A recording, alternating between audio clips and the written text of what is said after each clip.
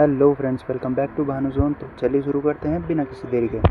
2016 महाराष्ट्र राज्य सरकार को धारा 144 लगानी पड़ी, नहीं तो पानी के लिए मार काट मच जाती। इसके बाद पूरे शहर को 40 लाख लीटर पानी ट्रेन से भेजा गया। 2019 चेन्नई, भारत के अपने आईटी हब में होटल बंद हो गए, हॉस्पिटल में पानी खत्म हो गया, बीमार लोगों की सर्जरी पोस्टपोन्ड हो गई और लोग घर छोड़कर भागने पर मजबूर हो गए। केप टाउन साउथ अफ्रीका का सबसे खूबसूरत शहर, tourism hub, mountain, beaches, modern infrastructure. उसी केप टाउन में 2018 में पानी की रखवाली के लिए मिलिट्री डिक्लेयर करनी पड़ गई। आदेश बिल्कुल साफ था, जो भी पानी के लिए दंगा करे सीधा गोली मार दो। वो तो भला हो बारिश का कि पूरी तरह पानी खत्म होने से पहले वहाँ बारिश आ गई। पर बारिश हर बार मेहरबान नहीं होगी। नीति आयोग की रिपोर्ट में भारत के 21 शहरों का पानी पूरी तरह सूखने वाला है। क्या दिल्ली, क्या बेंगलोर, क्या हैदराबाद, सब के सब खतरे का निशान पार कर चुके हैं। अगर कुछ नहीं करा तो भारत का जल संकट 2035 तक सबसे बड़ी नेशनल इमरजेंसी बन जाएगा। कैसे, आइए जरा खुल के बात करते हैं। धरती की कुल आबादी है 830 करोड़, मैं सिर्फ इंसानों की बात कर रहा हूँ। और धरती पर पानी है 1.386 बिलियन क्यूबिक मीटर, जिसका मात्र 0.007% ही इस्तेमाल करने लायक है। यानी अगर धरती का पूरा पानी एक बाल्टी बराबर है तो 830 करोड़ लोगों के लिए मात्र एक बूंद ही अवेलेबल होगा। अगर आपको ऐसा लगता है कि ये सब बकवास है, फालतू का डाटा है, साफ पानी तो क्लाउड सीडिंग से डिसैलिनेशन करके भी लिया जा सकता है, क्योंकि आज हमारे पास ये सब करने की टेक्नोलॉजी है। तो भाई साहब, ये वीडियो आज आपके इस भ्रम को तोड़ देगी। मतलब आपको क्या लगता है दुनिया के दिमाग में कीड़े हैं जो पानी के लिए युद्ध लड़ रहे हैं? अब इस वीडियो की सीरीज में ऐसे ऐसे खुलासे होने जा रहे हैं जो आपने पहले कभी नहीं सुने होंगे। आपको ऐसा लगता होगा कि वाटर साइकिल तो है ना, बारिश तो होती है ना, अगर पानी रिसाइकिल होता है तो खत्म कैसे होगा? बिल्कुल सही सवाल है। अब जरा जवाब सुनो। मान लो आपके अकाउंट में 10 लाख रुपए हैं, आप हर महीने 50,000 रुपए और कमा लेते हैं, लेकिन आपका खर्चा हो चुका है 2 लाख रुपए प्रति महीना। एक दिन ये सारा पैसा खत्म हो जाएगा। अब यही पानी के साथ भी हो रहा है। जमीन के नीचे बूंद बूंद करके हजारों सालों में पानी इकट्ठा हुआ था, हमें फ्री में मिला, हमने ज़रूरत से ज़्यादा निकालना शुरू कर दिया। आज हम पानी खींच ज़्यादा रहे हैं, पर प्रकृति उसे उतनी तेज़ी से भर नहीं पा रही है। क्लाइमेट चेंज अनप्रेडिक्टेबल हो चुका है। बाढ़ आती है कहीं पर सूखा पड़ जाता है। अकेला भारत दुनिया का 25% ग्राउंड वाटर निकालता है। नासा के सैटेलाइट दिखाते हैं कि नॉर्थ भारत का वाटर टेबल हर साल गिर रहा है। 2025 में जल शक्ति मंत्रालय ने एक रिपोर्ट बनाई थी। ये रिपोर्ट पढ़ने के लिए मैं आपको डिस्क्रिप्शन में दे दूंगा। इस रिपोर्ट में लिखा है भारत के कुछ राज्य आने वाले टाइम में भारी पानी की किल्लत का सामना करेंगे। 1950 में धरती पर 250 करोड़ लोग थे, आज 830 करोड़ हैं और 2035 में 900 करोड़ हो जाएंगे, लेकिन पानी उतना ही रहेगा। अब सवाल ये है कि 830 करोड़ लोगों को कितना पानी चाहिए? तो इंसान को जिंदा रहने के लिए 2 से 3 लीटर पानी प्रतिदिन चाहिए। अगर WHO की माने तो एक आदमी को प्रतिदिन 50 लीटर पानी की आवश्यकता होती है, लेकिन भारत तो वैसे ही प्रति व्यक्ति 40 लीटर प्रतिदिन इस्तेमाल कर रहा है। हम तो मिनिमम ज़रूरत से 10 लीटर कम इस्तेमाल कर रहे हैं, लेकिन फिर भी हमारा पानी ख़त्म हो रहा है, क्योंकि असली पानी वहाँ जा रहा है जहाँ हमें दिखाई नहीं देता। देखो, 1 केजी चावल को उगाने में लगभग 2500 लीटर पानी लगता है। ये डाटा मेरा नहीं है, आप इसे गूगल कर सकते हैं।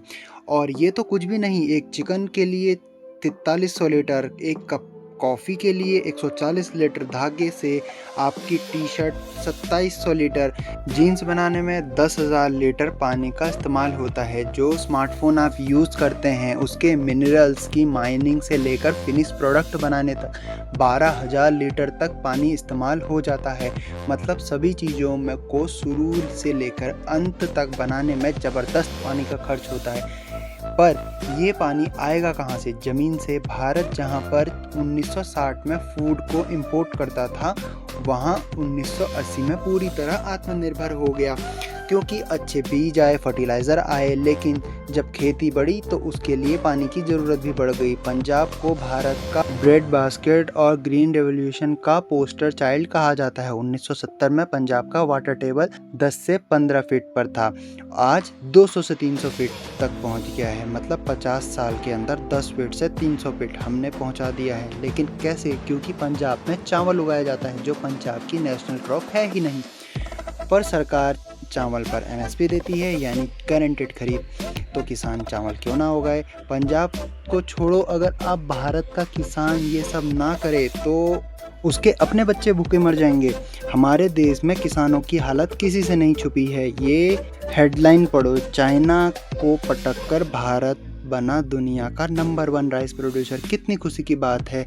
क्या ज़बरदस्त खबर चला रखी है न्यूज़ चैनल वालों ने। लेकिन सच तो आपको पता ही है कि चावल दुनिया का सबसे ज़्यादा पानी खर्च करने वाली फसल है और चाइना ने अपने यहाँ पानी की बर्बादी को कम करने के लिए चावल की पैदावार को घटा दिया, क्योंकि चाइना को ये बात बहुत अच्छे से पता है कि वो चावल को तो भारत जैसे देशों से खरीद सकता है, लेकिन पानी ख़त्म हुआ तो वो कहाँ से आएगा। हमारी एक तरफ पॉपुलेशन बढ़ रही है, दूसरी तरफ हमारा पानी घट रहा है और इनके बीच में है खेती जो दोनों का प्रेशर झेल रही है।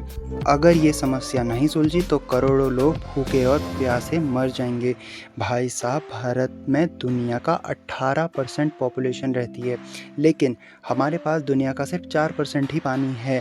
ये तो मैथ कभी बैलेंस नहीं होगा। और भारत ने इसका क्या जुगाड़ निकाला? ज़मीन खोदो, पानी निकालो, और भारत इतना पानी निकाल चुका है कि दुनिया का नंबर 1 ग्राउंड वाटर कंज्यूमर बन गया है।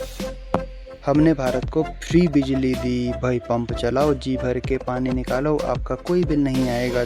जब किसान का बोरवेल सूखेगा तो वो क्या करेगा? और गहरा खोदेगा और एक दिन वो भी सूख जाएगा। मतलब आपको क्या लगता है भारत सरकार को क्या पड़ी है हर घर नल से जल योजना चलाने की? भाई साहब, हमारे वहाँ भी हर घर नल योजना आई है, पर उसमें आज तक पानी नहीं आया है। चंदेल और बुंदेल 2 राजा थे, उन्होंने बुंदेलखंड में हजारों तालाब खुदवा दिए जो आपस में जुड़े हुए थे, जिसमें बारिश का पानी इकट्ठा होता था और ग्राउंड वाटर को रिचार्ज करता था। आधुनिक समय में इन तालाबों पर कब्जा करके इन पर इमारतें खड़ी कर दी गई। धीरे धीरे बुंदेलखंड का पानी खत्म हो गया। आज गर्मी से गांव के गांव खाली हो जाते हैं। लोग दिल्ली मुंबई जैसी जगहों पर मजदूरी करने चले जाते हैं। एक समय में लोग दूर से पानी लाने के लिए शादियां करते थे। बच्चियां स्कूल नहीं जाती हैं क्योंकि उनको माँ के साथ पानी लेने जाना होता है। पानी ज़्यादा ज़रूरी है, एजुकेशन से ज़्यादा ज़रूरी है। और अब एजुकेशन नहीं तो इनकम नहीं, और इनकम नहीं तो वही जनरेशन की साइकिल चलती रहेगी। अब केप टाउन हेडलाइन बना क्योंकि वहाँ मॉडर्न सिटी थी, लेकिन बुंदेलखंड उसे कौन जानता है, वहाँ गरीब रहते हैं। न्यूज़ नहीं आएगी क्योंकि गरीब शहर है। आप इसको ध्यान से देखो, केप टाउन से लेकर बुंदेलखंड, यहाँ भी पानी ख़त्म हुआ, लोग भागे, इकोनॉमी कोलैप्स कर गई। लेकिन भारत के पास नदियाँ हैं, बहुत सारी हैं, सबके पास पानी है। लेकिन भाई साहब, नदी में पानी होना और उसके इस्तेमाल के लायक होना दोनों अलग चीज़ें हैं। और भारत ने अपनी नदियों के साथ जो किया है उसे वाटर मैनेजमेंट नहीं, उसे कहते हैं मर्डर।